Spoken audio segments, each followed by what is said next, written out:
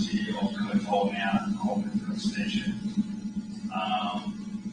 So I would like to invite first Dr. Benjamin Gaza to speak on this topic, which is the climate change and violence in the Horn of Africa.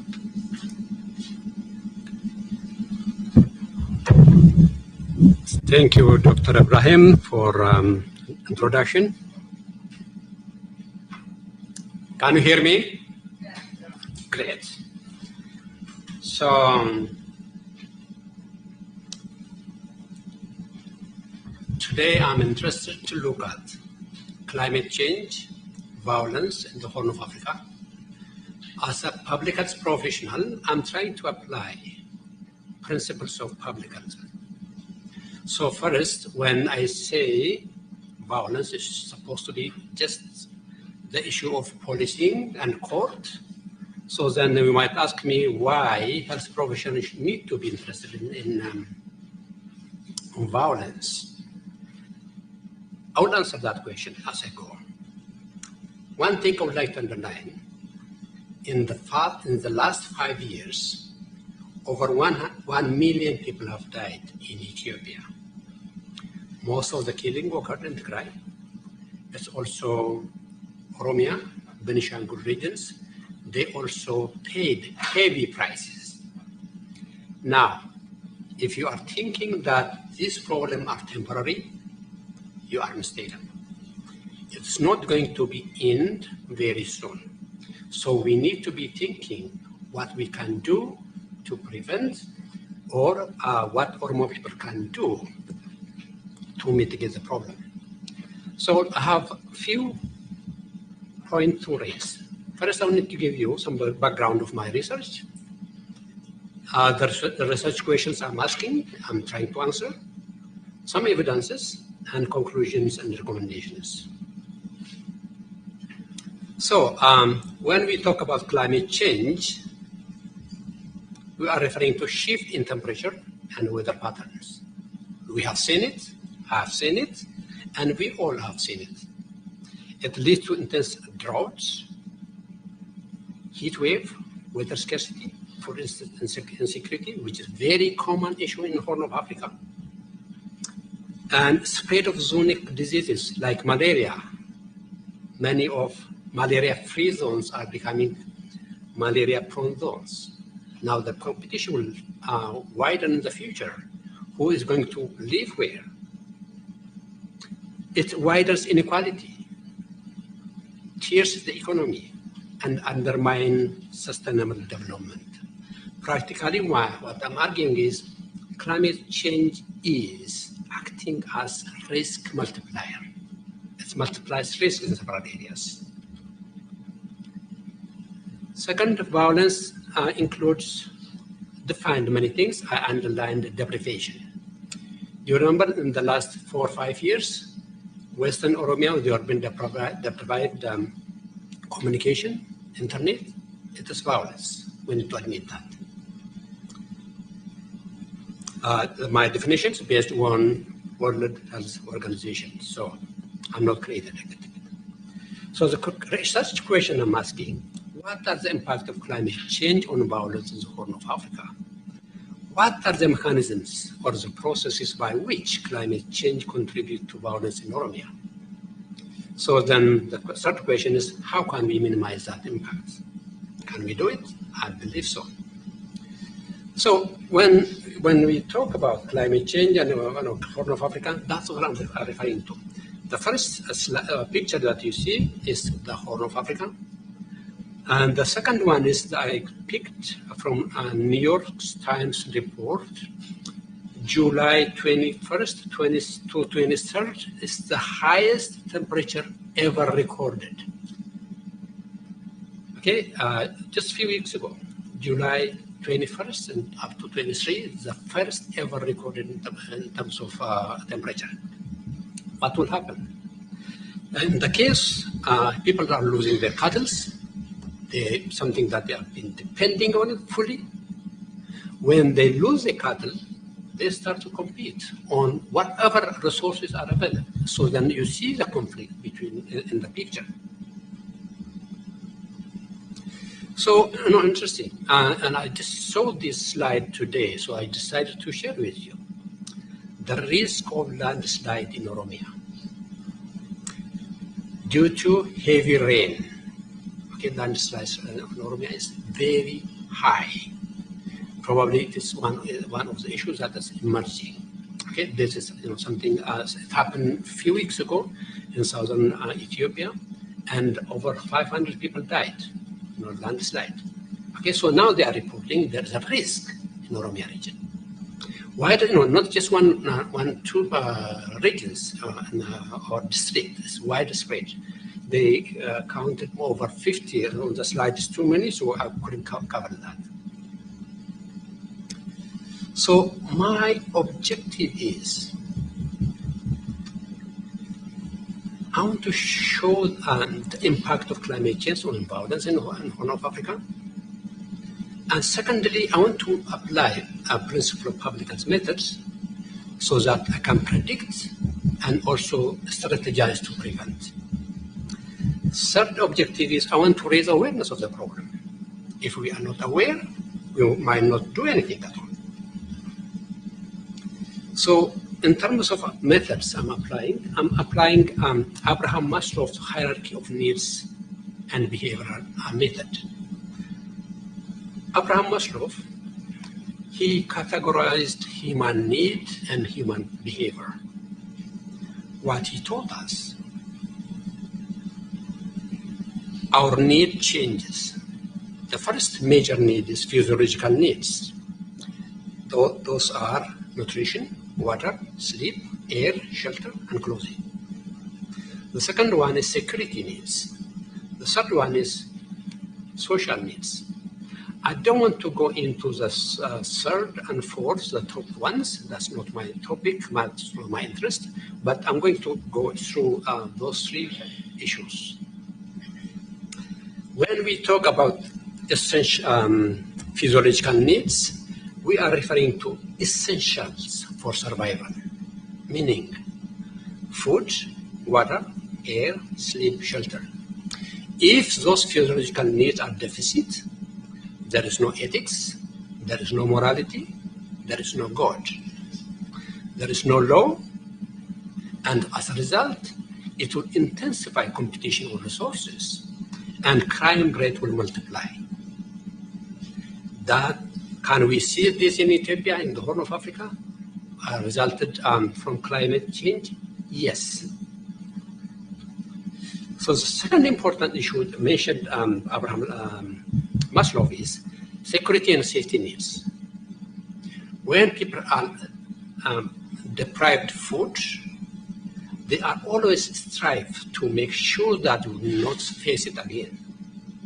So they want order, predictability. As a result of that, they do get coordinated, start to coordinate themselves. So what does mean is when deficit in security and safety needs are big, people start to fear, they will be worried, they will mistrust each other, they are anxious, hopelessness takes over. When these all are happening, expectation of violence, or they will be normalizing violence. So another another factor that he mentioned is the need to belong. Physiological need is not fulfilled, security need also not fulfilled. Now people start to think, how can I assure myself to be safe? At that time, the need to belonging becomes important. Okay, so those social needs involve desire to be part of a group. Okay, maybe cultural, racial, religious, friendship. It is a part of the effort people should do in order to survive. Okay, so what does it mean is, the way I understood it, it will intensify competition or resources as collective effort. So I know when I say violence, it's supposed to be the case in court on policing. I'm taking to publicans. What do we know about violence? Like bacteria or virus, violence can be contagious, predictable, preventable. It also has an incubation period. For example, witnessing violence or being a victim of violence is like being infected with the diseases. So now when you hear violence in Ethiopia and the Horn of Africa, or even in the world, it will not stay there. It will be contagious. It will reach many other parts of the world. What we know also is violence, inequality, poverty, food insecurity, water scarcity, and bad governance are intertwined. They are very much connected. Do we have them in the Horn of Africa? Yes, they are. We have them. So I know when I say violence, climate change lead to violence, you might ask me, and I see it here in we might not see that. In order to see that, there are other conditions that need to be fulfilled. Those are, for them, in Horn of African case, lean economy, poverty and homelessness, high poverty and homelessness, history of collective violence, bad governance, environmental degradation. In Ethiopian case, you can call it also, they are still celebrating 44 holidays in a month.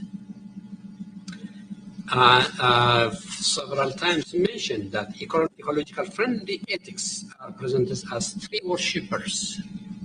For example, in Wakefata, when they were celebrating trees, when they care for the trees, they will be presented as tree worshippers and they will be condemned. Another important factor is, which is contributing, romanticizing violence. Romanticizing violence.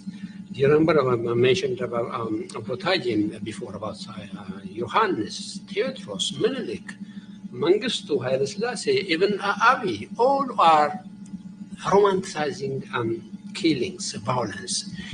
They are contributing factor to those factors. You see, when I talk about climate change and violence, there are two pathways. The first one is direct pathway.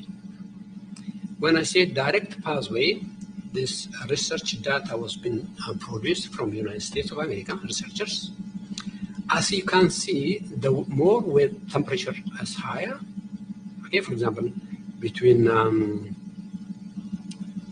when temperatures increase, okay, up to certain degrees, violence rate will increase. When also looked into the months, summertime, when the weather is hot, crime rate is higher. Another researcher interpreted this fact into climate change, looking into what if 1 degree Celsius, maybe Celsius is in Fahrenheit, for you it's Fahrenheit, about 8 degrees Fahrenheit, I believe. And so he looked at the case of the United States, and he predicted that 1 degree Celsius increase or 8 degree Fahrenheit increase will lead to up to 20,000 people extra days. So I tried to apply this figure into Horn of Africa. That will, if that really applies, if that is true, it means it is contributing to what we already have. So the indirect one is really the major issue. Direct is direct increase in temperature, implicated to mental judgment and also lead to violence, right? And the indirect one is the more complicated, and the impact is so huge. What do I mean?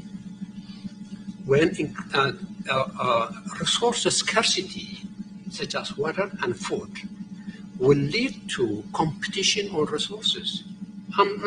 Imagine yourself. How do you feel if you are hungry? Okay, if you are hungry for 2 days, your altitude will be different. Okay, so that is something that you need to keep in mind.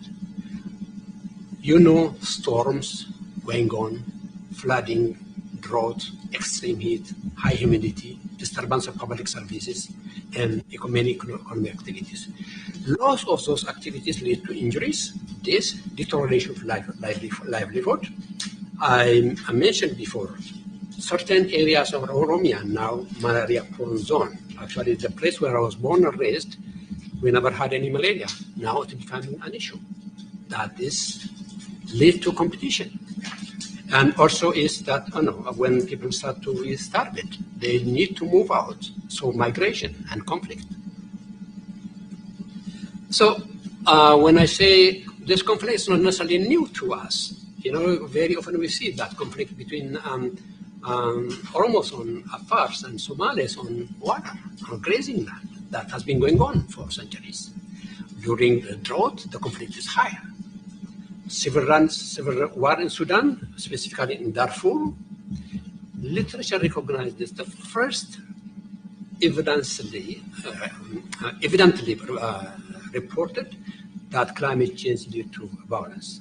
So even now, diplomatic skirmish between Ethiopia, Sudan, and Egypt on Renaissance Dam or Nile River, which is Lagamormor, it's about resource on water.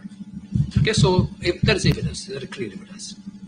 So my conclusion is climate change is multiplier of risk factors for violence. Climate change aggregates deficit in physiological needs, safety needs, and security needs, and belongings. Those deficits increase competition on resources, and competition on resources between the family, between communities, and others. Healthier social relationships are dependent on well-functioning ecosystem and vice versa. We need to learn how to take care of our environment as part of taking our social relationship.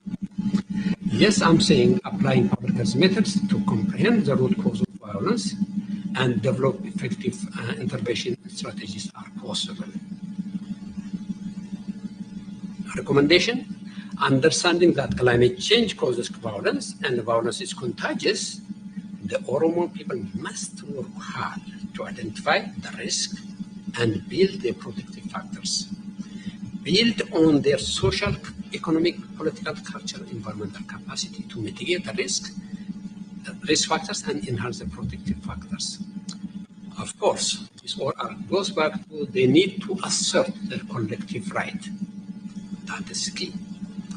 And this paper is already published on American Journal of Public Health Research. If you are interested to read more, you can have that. Thank you. I'm done.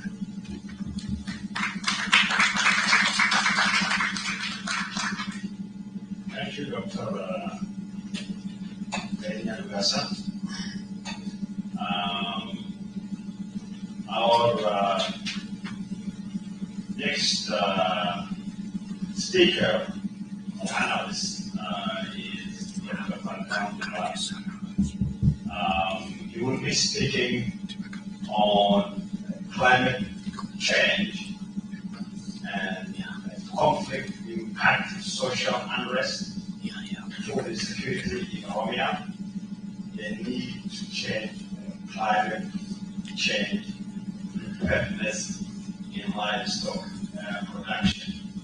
I read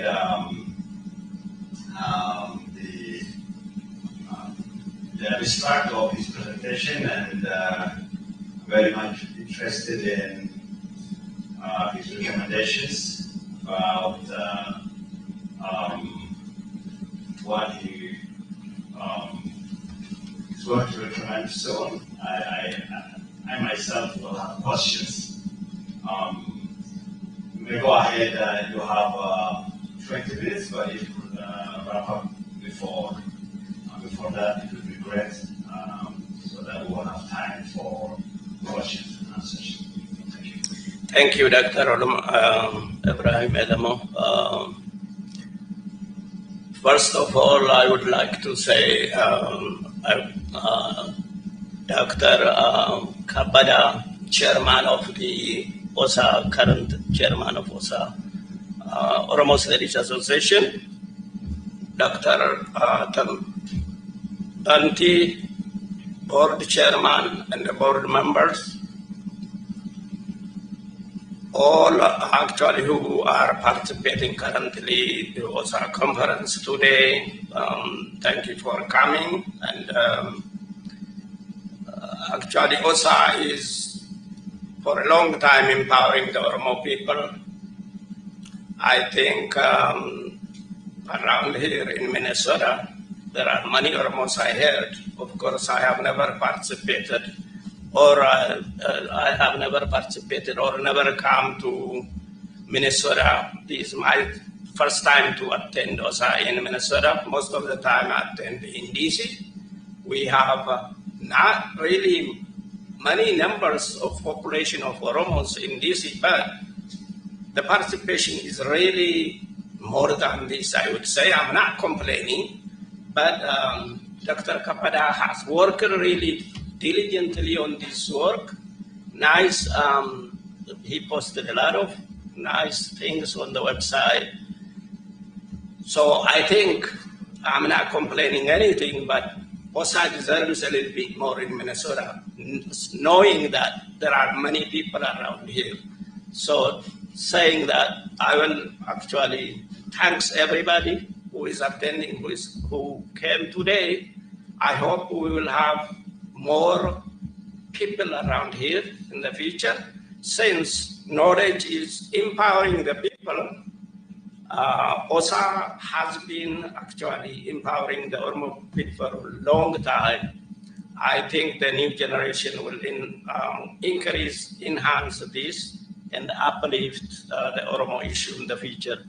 Saying that my today's title is Climate Change and Food Insecurity, the need to enhance climate change preparedness in livestock farming or production.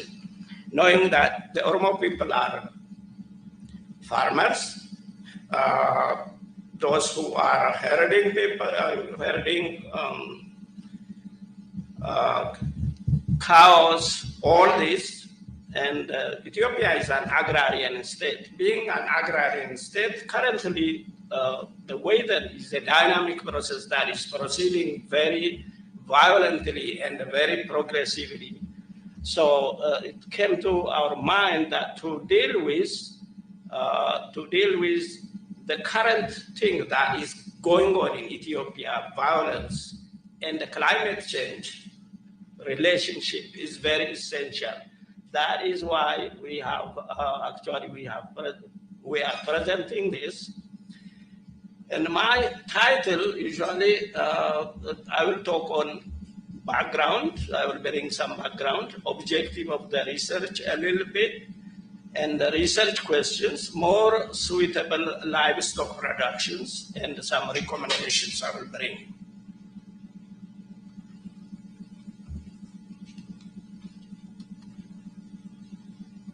Okay.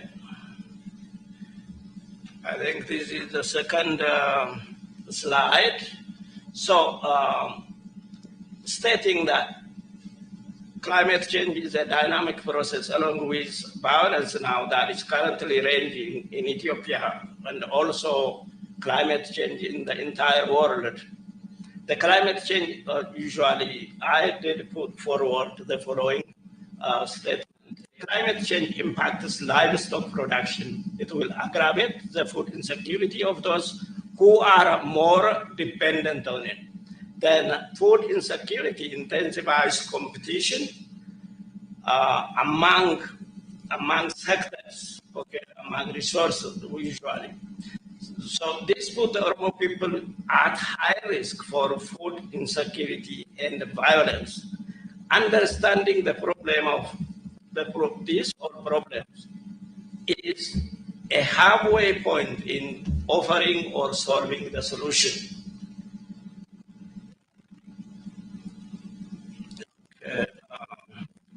So in this paper, I strive to answer the following question. If the Oromo people want to diversify their economy while still using their livestock raising skill, like, they have to be, they have been always, then the environmentally friendly and the culturally acceptable alternative is available or are available both. So that is what we are indicating today in my talk. So I will bring then objectives of this talk. Impacts on livestock production, the primary objective of my talk. Then I want to illustrate how climate change exacerbates food insecurity and contributes to conflict in the Horn of Africa or in the Horn in general. My secondary objective will be to raise awareness about, actually that awareness, Dr. Benya did talk about it a lot. I will simply briefly indicate on that and bring the footprints of traditional cattle breeding. When we say livestock, not only cattle, but it encompasses many of those like goats, sheep, and also currently that will bring us very important livestock, like the chicken, about chickens. That is usually, many literature doesn't include in livestock chicken, but it is the best alternative currently that usually is said to be solving in the future some of the problem that is we will be facing due to climate change. So when I say livestock, what is livestock? Means simply livestock is in general that brings or empowers the people in terms of macromolecules. Macromolecules usually come from such livestock that are outlined here. So these macromolecules are very important, okay, in building our system. Our system is built from such macromolecules like proteins, carbohydrates, lipids, and so forth. So we get these all from this as a source of macromolecules in this case. Then we are talking about the source of these macromolecules are cattle, sheep, goats, pigs, okay? I did include also chicken in this livestock section. Camels nowadays, very important in arid weather areas, in arid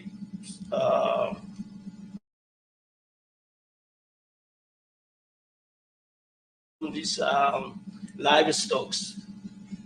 Food as a source of food, milk, okay, the carbohydrates, the proteins, and the macromolecules have been mentioned are all contained in this, okay?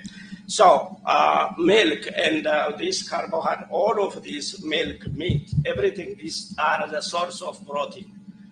Proteins are the building structures of our system, where we actually are made up of that in general. So these proteins are a source of usually empower us in to repair our system, to sustain what we already have for growth, development. All these are the source of actually protein that comes from these resources. So global food trends, this is why I say all these livestock, chickens are the source of food. Source of food is usually very important for the world. So as a comparison, most consumed meat by country is indicated here. If you look at it, this bovine, okay, for bovine, we don't have really a lot of consumption usually. Nowadays, that means the trend is is focusing on poultry, okay? Generally, these colors indicate for fish consumption areas, those who are consuming. So all of these are, I will usually take one by one on the next slides, okay? So here we see that the trend usually indicates here the trend from 1961 up to 22, currently, meat production by livestock in the world. So at the beginning, if the meat production is at the lower level, currently we can see that the trend is increasing. So our demand is high on these protein sources for our future and for even for as a sustainable source for us.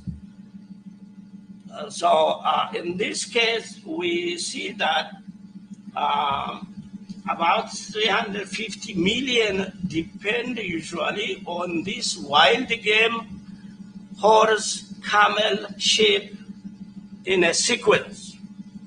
So this one brings per capita meat consumption in the world. This per capita meat consumption, about 40 kilograms if you compare for the world, for most developed world. And usually I wanted to indicate that my slide most of the time in this case indicates about Ethiopia, talks about Ethiopia. I apologize because I didn't get enough resources on Oromia. So since Ethiopia, actually Oromia is within Ethiopia, some of these data are included here. I usually talk in general, but I have also indications for Oromia, in which the Oromo resource, or most of the resources come from Oromia. In the next 2-3 tables, every share of those ethnic groups or regions will be indicated. So Oromia has the highest contribution in this livestock and farming in general.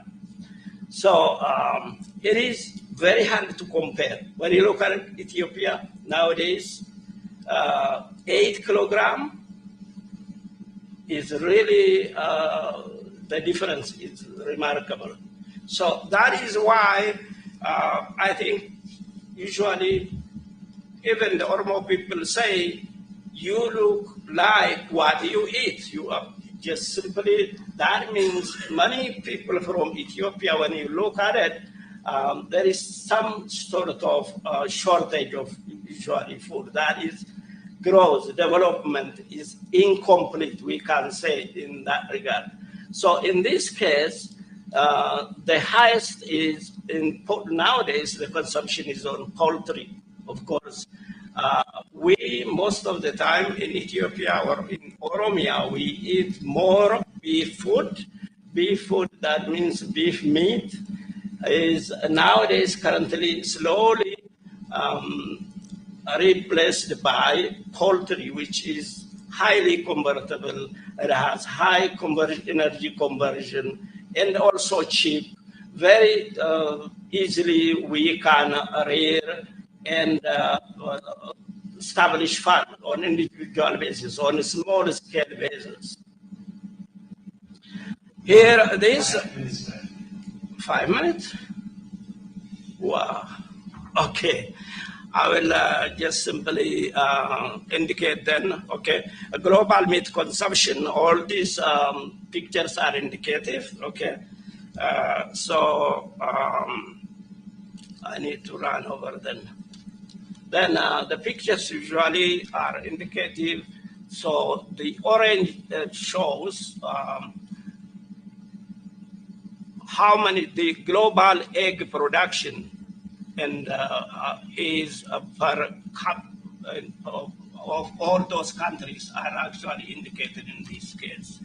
Okay, this one is production efficiency. That efficiency, the one I did talk, chicken meat is more efficient than beef meat. okay? And then in this one, milk usually consumption in the Horn of Africa. Usually we used to be nomads. Nomads are usually consume milk. Milk is a source of course, a protein, enzymes that really help us for immunity and for growth and development as a source.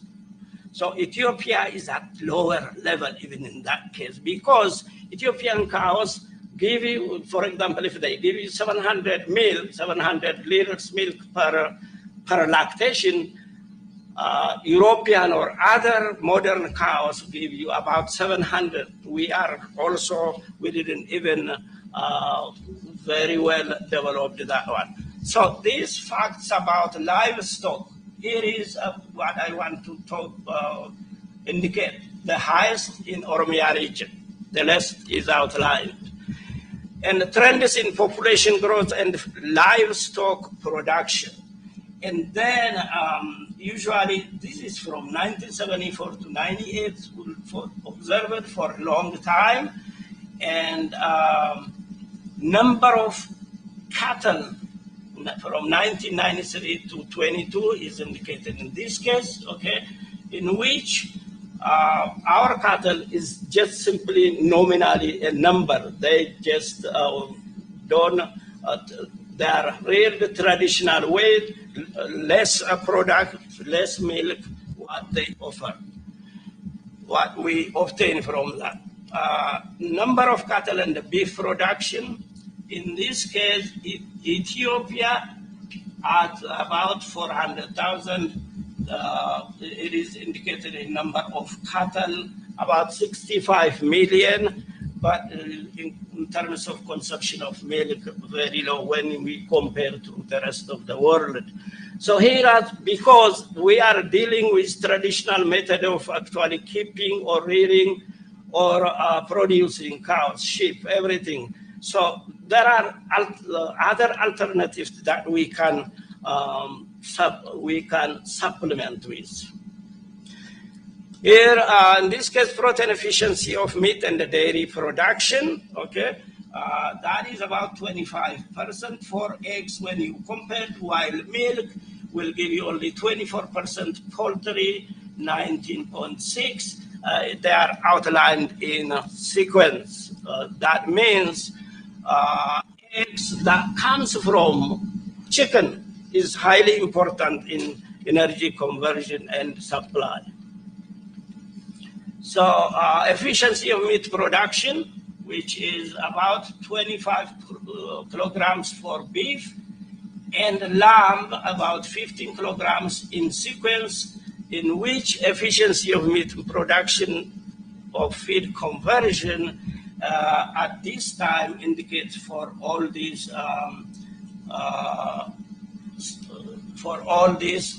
livestock resources or products. Efficiency of meat production, let me pass then to, he's not proceeding challenges of livestock. Sorry, I can't outline all of them. Low productive potential and local breeds, seasonal feed, scarcity and low quality, declining grazing areas, low pasture, low climatic change and variability in drought, institutional and policy-related consistencies, diseases that are actually nowadays emerging and re-emerging. So drivers of change in livestock production system, rapid population growth, economic growth, economical change and variability.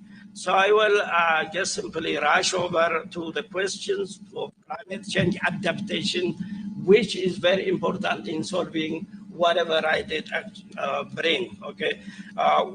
Now, we need to check usual adaptations for this is very important. Specific impacts of climate change on livestock production. decline in livestock productivity, decline in forage, and adaptation in this case, preparedness for climate change or adaptation to locally and globally emissions actually reduce, upgrading infrastructure, developing policies that are that can go with the system, building relationships among each other, actually among sectors, changing behaviors, the way we rear or produce livestock, taking personal action, which is very important among the climate preparedness program. I have given you 2 more minutes. Okay, thank you. I will finish within that. Now, climate preparedness, planting trees and the rain garden, all of these could be actually part of solving the problem. Replacing grass lawns with co-alternatives, that could be replacing the pastures. It is very important for the coming back of pastures. And the renewable energy options are very important, where we need to look into using natural methods of repel mosquitoes, traditional way. If we are not actually governmentally supported, if that is very important. Planting trees that are native to warmer, drier, that can solve the problem to some extent. So climate change, usually my conclusion is in that climate change will aggravate livestock production and lead insecurity. I'm sorry, I have given you more than. Okay, thank you very much. This is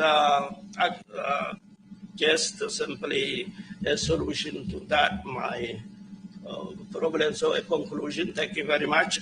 Didn't know why it took this time, but I appreciate that. I think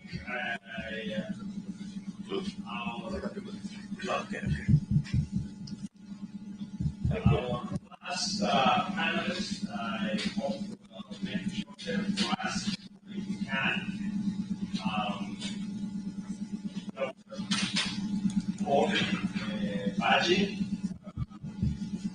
the county director of the University of California, San Diego. He's also the agronomy advisor for Imperial Riverside and houses. We will be talking on food insecurity, another source of instability and conflict in Oromia and Ethiopia. Baay'ee galatoom. Dhiifama wanni dheeratte, and just because of that, I would not like to stand between you and your lunch. I believe you are really hungry. I will try to run like a Ferrari through the slides. All right. So I would speak on conflict, instability, poor food production or agricultural productivity, causes of food insecurity and starvation in Oromia. I think hundi keenya kan beeknu Oromiyaa gudditti, Oromiyaa misoomtuu, Oromiyaa fertile, biyya midhaanii, biyya loonii jennee kan beeknu suni is not there anymore. Biyyi baay'inatti akka inni rakkachaa jiru, beelahaa akka inni jiru ni beekna. Kanaafuu maali kan sana fiduu danda'e kan jedhu keessatti topiikii kana filadhe, but you have to understand that this is a cyclic process. Iddoo tokko tokkotti, it is just, the conflict, the instability would cause, starvation and so on, food insecurity. On the other hand, food insecurity could also cause conflict and instability. Kanaafi, Dr. Mararani kaninni kan waan nyaatu dhabe mootii isaa nyaata yookiin immoo wal nyaata kan kootitti dabalsu. kan jedhu kan irra deemnu. Kanaafi daddafee deemuun barbaada. Oh, this is all right. Hojjetuu kun. Oh. Okay. All right, Ifama. So what are those, major causes of food, insecurity? Kana keessatti yeroo ilaallu, the country is really a country of the conflict, war, and violence. One of the things that you see, look at this heavy-duty military in Ethiopia, not really convening to discuss about, border stability, maintenance, and so on, but how to defeat, internal conflicts and then against, the internal people. Isa kana irratti wanni ta'a. Kan biraa, namni kuni nama diina Oromoo ta'e tokko, I'm sure you guys know the man called Menelik. Nama kana qabatee uummata irratti akka intaane boonaa oma gochaa promote gochaa kan inni jiru, and that is a huge conflict in Oromia. And then look at this, biyya a country where the churches not keep Bible but guns against some people, most probably a resource they are using against the Oromo by the Fano terrorists of the Amhara. Karabira, look at this. Those are something that is damaged by Ethiopian drone against its own people. Those are civilian areas, and because of this, then war, violence, conflicts directly impact food systems, and when food systems are stressed, of course, food insecurity, and then starvation, and so on. Karabira, within the conflict zones, we have seen the drones and then the Ethiopian army burning even resources that are used by the people. Look at the forest areas burning here and there. This is not, a firework or something for recreation, but something that is destroying the resources of the people. Borganama keessatti qoraanu iddootti argatu, muka iddootti argatu hin qabu jechuudha. In many cases, the government uses actually, food as a weapon of war. Namoonni particularly, bilisummaaf qabsaa'anii akka nyaatan arganneef jecha nan dhowwa jedhee namootas akkasumatti dhowwaa jiraachuusa. Look at this, heavy fire. This is not put on by natural means like in California or other well, it is just a burning that is perpetuated by the Ethiopian army. And then look at this: the army burns farmers' houses and pose it as they are actually enjoying.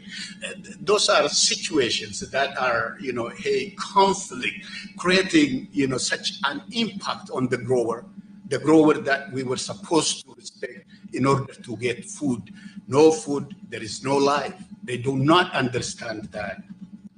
All right, so look at the people. What happens in agony and sadness, sitting just in front of their burned houses. They have no means at all, okay? And then, we see, look at this, the government kills. Those people were supposed to be growers and produce, food for, their people. However, they are killed, innocent people, most of them actually farmers. And the people actually become hopeless. Look at this. Those are people who were, dislodged in Borana. And you have heard of, the mass dislodging that happened by Fano in Horoguturu. That was a very huge, population movement. Those are really all of them from that area where, farmers. And who is going to produce food in that country? So we know definitely because of violence, particularly violence by that government, food production is actually, lowered. And then, of course, most of the time, our people are in agony and then, sadness. Boyicha, yeroo hunda, yeroo akkasii kana wanni arginudha. Uummanni keenya yeroo itti dhaqee gadi bahee qoturra, yeroo itti dhaqee gaddu itti baa'ata kuni dhugaa baay'ee kan nama gaddisiisudha. And then this is what we have seen, recently. People who were at a wedding somewhere by Fano terrorists of the Amhara that the government did not even interfere. This is, people who were on the wedding, I think about 30 people gunned down and burned to this, trash. And that is, where you expect to have, food production. No. All right. And look at this, the Fano taking selfie, after burning growers' fields and so on. This is, a violence that you see, down there. And in general, then, I would just say conflict, violence, and one coupled with poor public policy stresses food system very heavily. And under those multiple, adverse effects, people are highly exposed to feed insecurity and hunger. Okay, this is what we see. The most fertile part of the country producing coffee, and that country feels proud of, is now starving. All right. So look at what is happening when there is conflict. Food production actually is severe. It reduces. You can see before conflict, after or during conflict, and then after conflict. It is even hard to actually reestablish food systems even after conflicts. You can see, hey, there is lower food productivity even many years after the war. All right, in some areas, the food-related instability is the resource exploitation and climate change. This is again by the government. Look at this heavy, areas. The forests are cut down, and La Mesa, a person who studied, forestry and forest, sizes, concluded the pre-colonial forestry or forest size in Oromia used to be 40% a century ago, and now it is declined to less than 5.7%.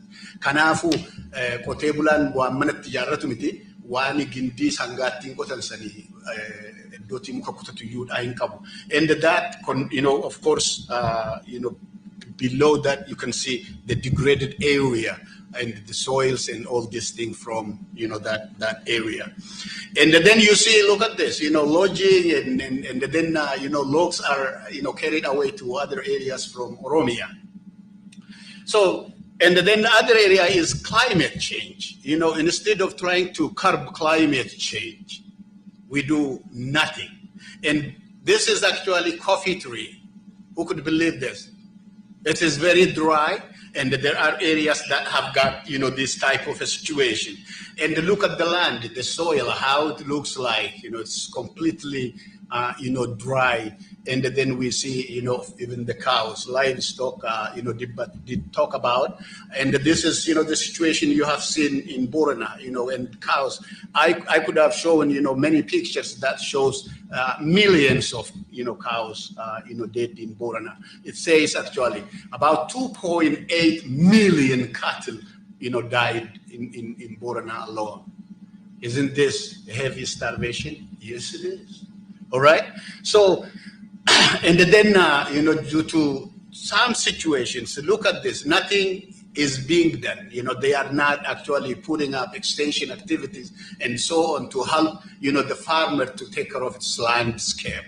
And what do you expect of growing crop on this type of uneroded land? Very difficult. Okay. And then you see, this is actually a place near Toke, when the west side of Oromia. This is really a high-rise mountain. Anafi sangana kamitti dhaqee gubbaa sana ka qotee iyyuu naaf hin galu. However, people are farming, in this type of a situation, a very, slopy mountains. And not only that, Iddoo kanarraa lolaan dhufee goodaa sanatti nammoo kan nama dhibudha. On top of that, the government is giving fertilizers to be used in this area on the mountain without looking at the soil, without looking at the area where to apply, without looking at the crop if it needs. Duri keenya tokko hakimi tokko ture abbaa imaam jedhan. Abbaan imaam gaafa dubartiin bira dhaqanii hin beekan silaa qoricha penicillin jedhamtu tokko nama waraanuu beeku. Akkamsi godhaa jedhanii gaafatu. Na dhukkuba jedhu dubartoonni. Then maal jedhaa yeroo sabbata kee hiikkattu. Mudhii kee kana hooqadhu siin jedhaa jedheen. Jennaan this is normal. By the way, injiraantu sana koozii godha. Abbaan himaam amma si bareeraa qoricha kee si bareeraa kottol seenee penicillin waraana. And in the same way, but our fertilizer actually depends on the crop, depends on the soil, and so on. But the government is very careless. They just sell fertilizers. Okay? Abbaa kootu dhiyyeenya kana xaawoo bitachuun deemaa jedhe maaliif jennaan atara tokko raammoo nyaatee na agamsiisee jedhe. By the way, raammoo dhowwuudhaafi do you have to use fertilizers to control insect pests? It is not. It's a gross, tool. But this is what is happening. So Oromiyaan akkasanatini dhugaa beela. And this is a picture I took, in 2019 from, Tafki in Asgori area. I was trying to go to, somewhere beyond that. Lolaan kuni is uncontrolled flow out of Awash River. It is unbelievable. Ilalan manni nama maalon kan inni tahaa jiru. And then look at the type of soil and so on. This carries away. Terrible. What the government is actually doing not to help the growers take care of this. And this is Yerusalan Kase. This is Gibe River. I'm sure many of you know. Bako Jalakan Justura. Look at what Gibe carries. It's not really only water, but it is taking the soils from the mountains of the surrounding area. Okay, it is possible. Government could have helped avoid such erosion and then the problems that are created. Kambira, look at this. Ote bulan biya Kenya, giddi dur be sadan immattiba. How would you expect a grower using such oxen pulled plow and then be able to produce needed, amounts of crop for his family? This is very difficult. Okay? Isa kana technology hojjechurra. The government Ethiopia is focused on using, heavy-duty drones produced by other countries with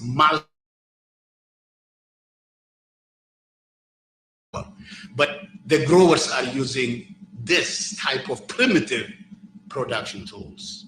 Okay, so at Dokhaniti, even 20 to 36% of farmers do not have oxen. So really, sources of starvation are really very prominent in that area. And if this is not going to, stop,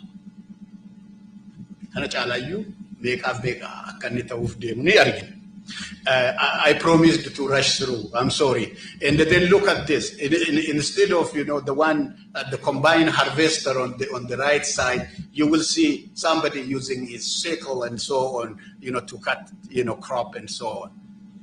How much can that produce? When did the combined harvesting started? Many years ago, but none for the farmers of Oromia. Okay, so this is very sad. All right, so what else? Threshing crop is done by driving oxen on top of the crops harvested. So there is no combining and something else. And then not only that, growers cannot transport their produce from one location to the other. By the way, this is not a river. This is a street in Oromia. And look at that, what it looks like. How would they, sell their produce to another area? Very difficult. Wouldn't this be done, handled by the government to help, the economic, theme of the country? All right. So when we say, hunger and so on, you can see actually, hunger, food insecurity, and all this thing is populated in Africa. This is true. Okay. And in fact, yes, there is, of course, the starvation and hunger in United States as well, but not to the, the extent that we see down there. And then when we take, Africa, you can also see, hey, some are, but some, of course, are heavy, starvations and so on. Take it, Ethiopia. It looks, of course, some like this. The heavier the light or the color, the heavy, the food insecurity area and the starvation is. And look at this, the western part of the country is left out. It does not mean it is, there is no food insecurity and so on. It is, a place where, freedom fighters are heavily involved, and therefore maybe government did not even care what is happening there. All right, so it is long time ago since, Ethiopia has been, listed as, food insecure country. This long time. The successive governments of Ethiopia just, dealt with, maybe the armaments and so on, but food production was left out. Look at this. In Ethiopia, you can see, the millions of people facing insufficient, food consumptions. Millions every year. And this actually looks at, 2021, 2023. Okay, so how can we reduce? There is a possibility to reduce food insecurity, starvation, and so on. I cannot exhaustively tell you, what has to be done. But, some of the recommendations are solve the underlying problem. If you do not solve the security, peace, and stability in that area, we would, not be able to talk about food security and so on. So ensure food security to run peaceful. Look at it, they call it prosperous, in party and so on. But if you want to do that, you have to, take care of the security and this, stability of the country. Avoid, starving as a method of, warfare. And this is actually a message for me to the Ethiopian government that tries to use this to actually attack, the people. And then the other area is stabilize agricultural fields. You can, help growers to produce integrated cropping systems, such as what you see, on the top. And at the bottom is like countercropping. It is easy. They can do it, but we do not have extension agents in that country to help people what methodology they have to use. And then transform agriculture practices for sustainable growth using agricultural technologies. Stop using, technology of drones and so on, but use technology that helps food production in that country. And that should involve modernizing, agricultural tools and means. And there are ways to do, we can help our growers to do multiple cropping systems, utilizing agroforestry and the silviculture, in which, you can integrate the forest, the crops, and then the livestock. That would be a subsistence type of, crop production that would help solve the problem. Sustainable agriculture, I'm sure you understand what it means. Of course, without exploiting, you can do sustainable, production, crop rotations, and so on. Biyya keenya keessa warri iddoo baay'eetti nuugii booda nuugii xaafii maaloo godhu, but it is difficult. So invest in food productions. We can learn from, look at this, the low deserts of California, a very bare desert is one of the world's, feeding place. They and the California low desert area. Look at what it looks like just using rivers. Oromia has a lot of rivers, but the government is not helping irrigation infrastructures, but that has to be done. So avoid this thing, using fuel food, and then very simple technology. They can use, this type of cooking tool from using, sunlight. That is all. I'm very sorry. It says here, food grows, where water, flows. I added, and also where there is peace. Galatoma, I'm very sorry if I take a long time. Any question, I would be very happy to answer. Thank you.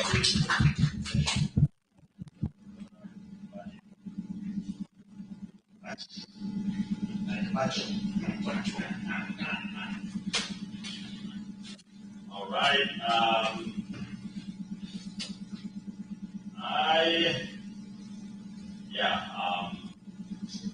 Just in Oromia, we have agrarians, we have agro-pastoralists, and we have pastoralists. So it's a different type of system, right?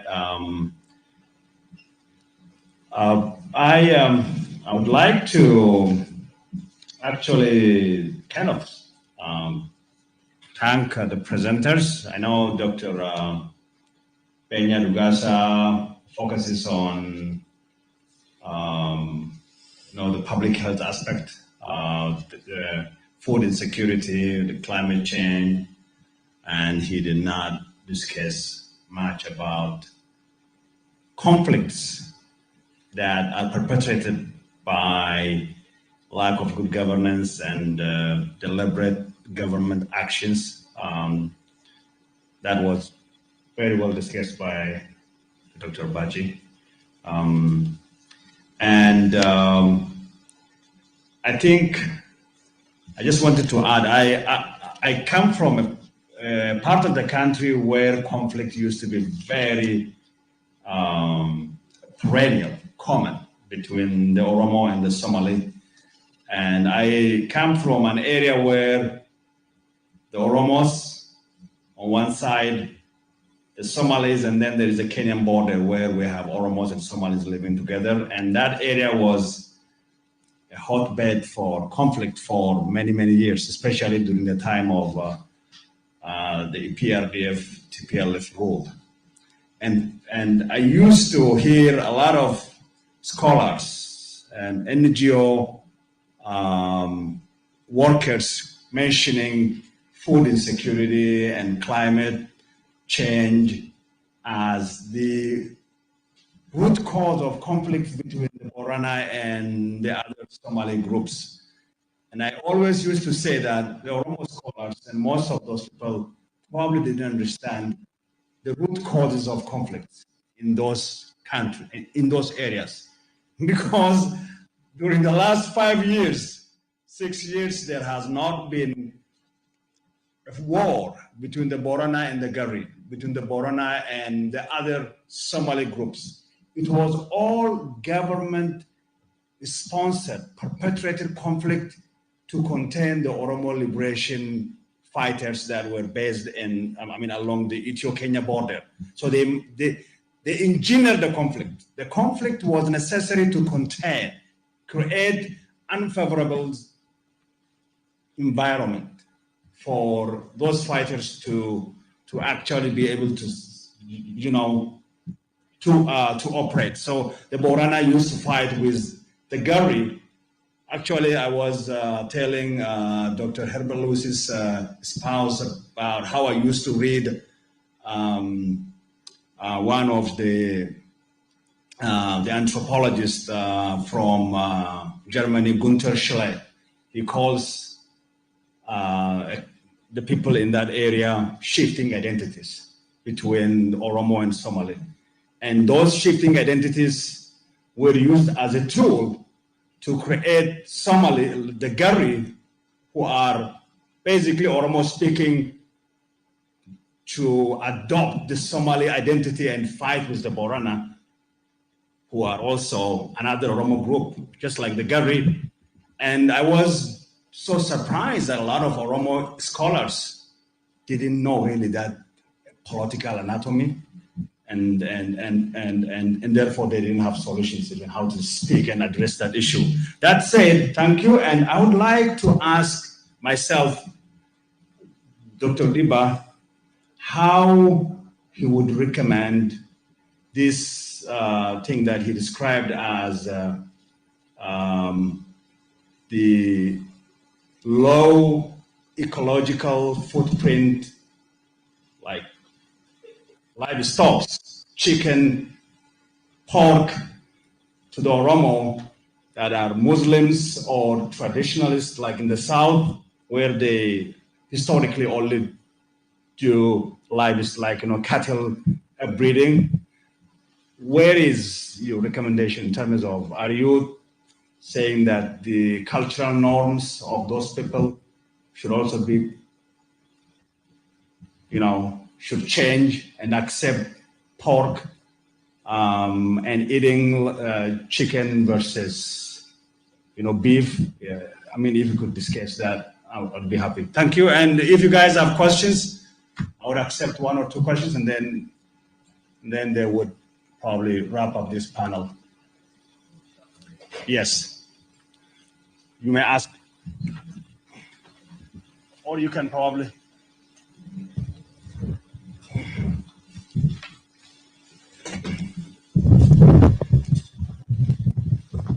you. This is kind of a follow-up from Dr. Abraham's question, and specifically to Dr. Benyan, Dr.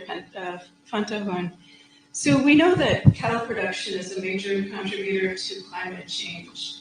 And we know that phasing out animal agriculture and switching to a plant-based diet would actually help us tremendously globally, and that would really affect climate change. So I want to hear from you what your thoughts are on focusing research on non-animal protein sources like legumes, nuts, soy, tempeh, things that Ethiopia in some cases is already growing. Thank you.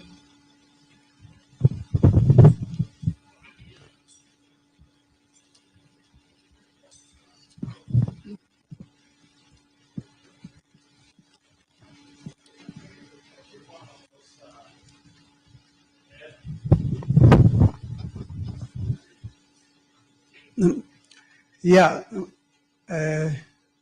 my question is really, it's really very clear that the economy of the country is really very bad, and the economy of Oromia is also really very bad. Land degradation, we heard, is there. Forest destruction is there. People are dying and being killed, due to by the government, and also due to natural causes. And malaria, as we speak now, I hear in where I am from, like in Gimbi, hospitals don't even have space, and they are putting out tents, in trying to treat, and people I know are dying of malaria, where malaria was not really a problem. And this is caused by lack of peace and the lack of government service. And we know this government is not delivering. And I'm just trying to add one just cause of all this problem.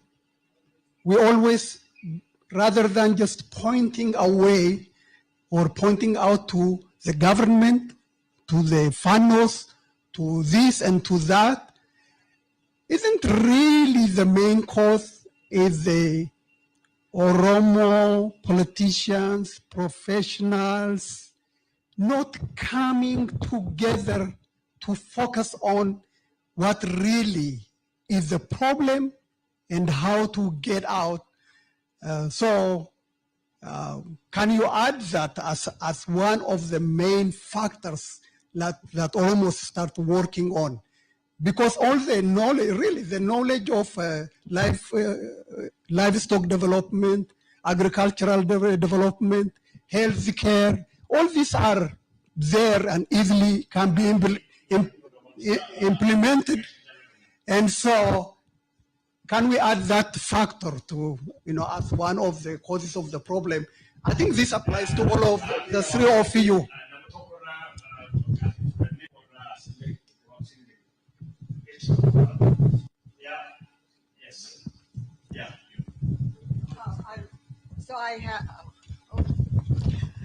So I have two brief questions. One, I saw in the slides that a suggestion was made to enhance food production, to also enhance the production, particularly of pork. And although it takes less land space, I was surprised given the halal regulations regarding that.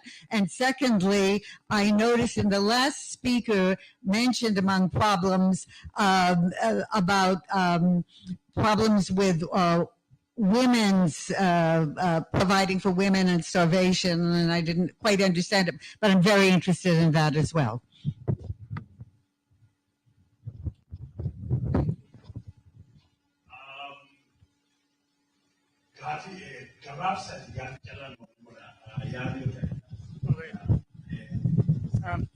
All right, I'll make it brief. I think my question goes to all the panelists, but particularly to Dr.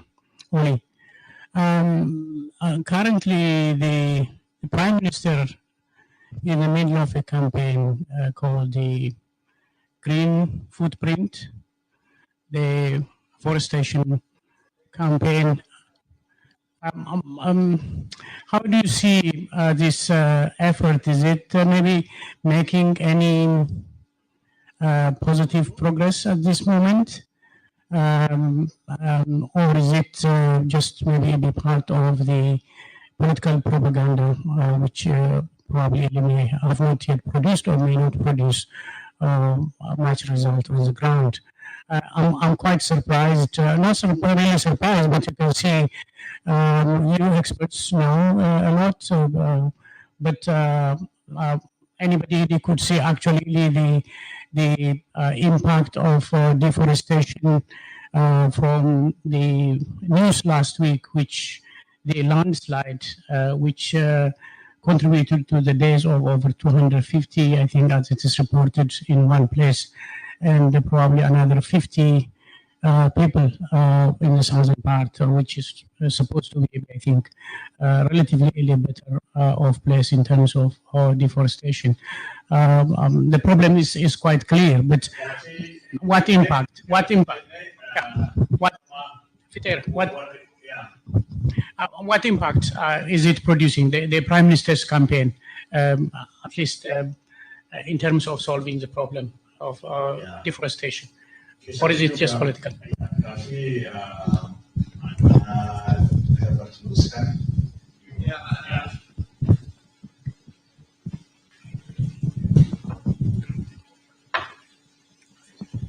Thank you very much for your questions, Dr. Ibrahim Adamo and Dr. Parikulam, and I will try to answer the first three questions, if I would. In general, livestock production, actually as an alternative I tried to bring was to benefit from all sources. That is my main purpose. But saying that, there is, by using from all, there is always a benefit that we can obtain from those resources like chicken, swine, or pig, pork meat, that are easily convertible, easily used by our system. Saying that we don't consume, we need to immediately stop beef eating or beef consuming. That is not my intention. My intention is, of course, these cattle like cows, sheep, goats, are contributing to global warming, about 15%, because they have a forest stomach that converts this food that they are consuming in their forest stomachs step by step, that is generating a lot of methane that is contributing to global warming. The aim is to reduce that, to create a healthy environment, a healthy air system, so that that can benefit us more. Saying that if we consume, in other words, we can look also in terms of spacing what we use. Land as a resource of cattle production is step by step dwindling, diminishing. The population is growing up, the demand of the people with that, but the resources we are getting from our livestock is really slowly becoming minimum. So we can rear chicken, for example, on a small scale cases.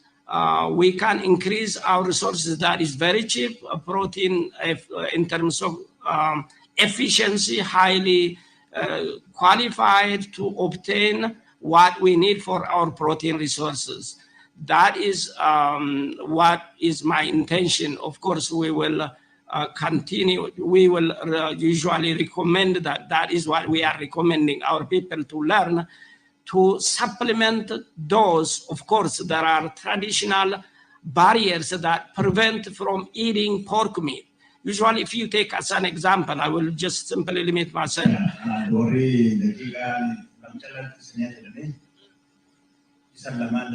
Yeah, I wanted to bring some very important issue, but I will leave it to them if I didn't answer. My suggestion is that Dr. Liba will be available. I believe today and tomorrow. He will have time to probably answer questions from our conference participants, including the Virginia. All of these people will be here for 3 days, I believe, so we can ask them questions on the side. Yeah, if you may. Yes, I would say just briefly, in terms of the conflict, the Ethiopian government manipulates, no doubt. It's just given. However, if security was granted, if the food security issue was not there, those who are manipulated to fight others will not fight. That's why we need to go looking beyond what the state does. For example, if in the United States of America, if you say you can try to organize one group against the others, they don't necessarily go for fighting. But in areas where scarcity of resources is so big, food security is high, then they go into conflict. That's what I'm referring to.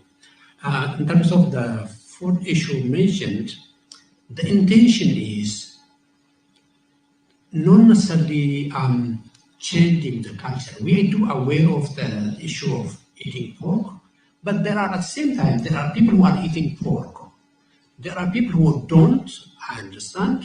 We are not necessarily imposing upon them. The intention is there is option. The intention is to widen the choices of our people. Instead of just limiting what source of our economy, almost economy, we need to diversify. If we diversify, then we can survive the challenge. That's what the intention of our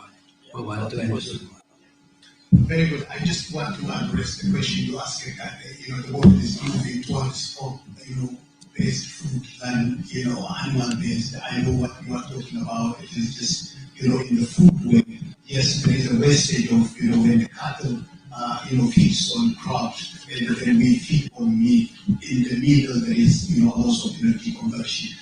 But I think we have to go to the society's need, and therefore yes, it is very hard to eliminate the use of livestock or food production. And then I will just go to questions that are addressed to me. Dr. Samuels is, I believe, is a suggestion, and my sister in here talked about women and then food, security. I think some time ago I talked about food insecurity, and it is unproportional effect on women.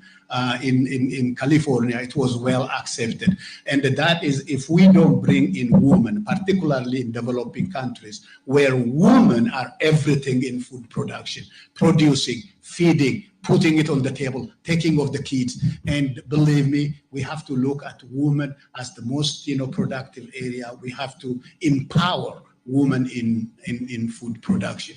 And then to Dr. Gulumas, I think, the Prime Minister is a photo man. He is doing it for, purposes to promote, who he is. If you look at, people do not have a means to travel from one place to the other, and he thinks he's putting trees all over. So that is, I think our time is up. Just 1 second that I will indicate to. Why people in the past didn't eat pork meat?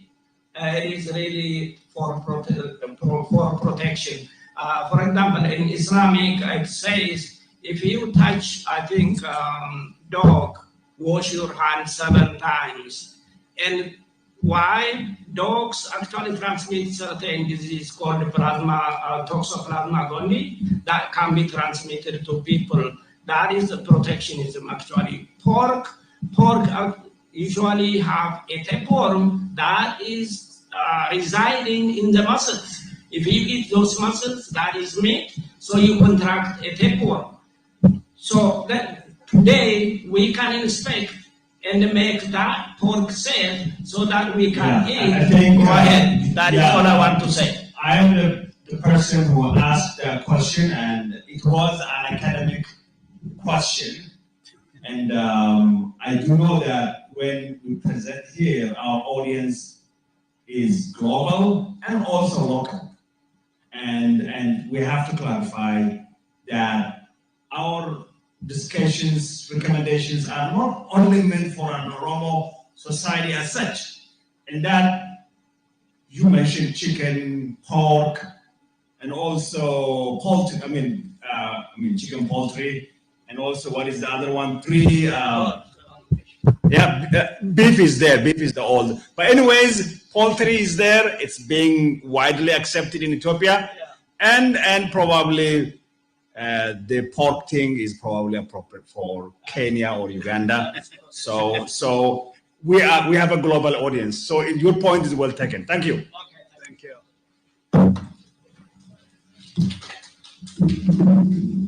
All right. Well handled. Sorry, we have to put you in pressure. Yeah. Did I get it? You got it.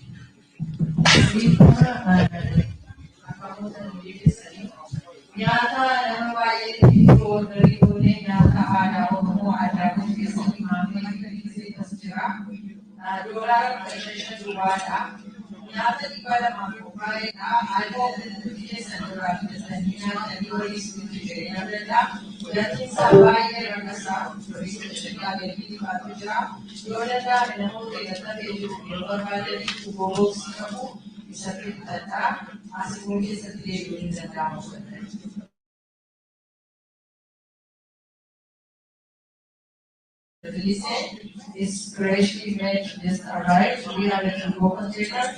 It's $15. We planned for 200 people, but people didn't show up. So OSA is going to lose money on that. It's a great food.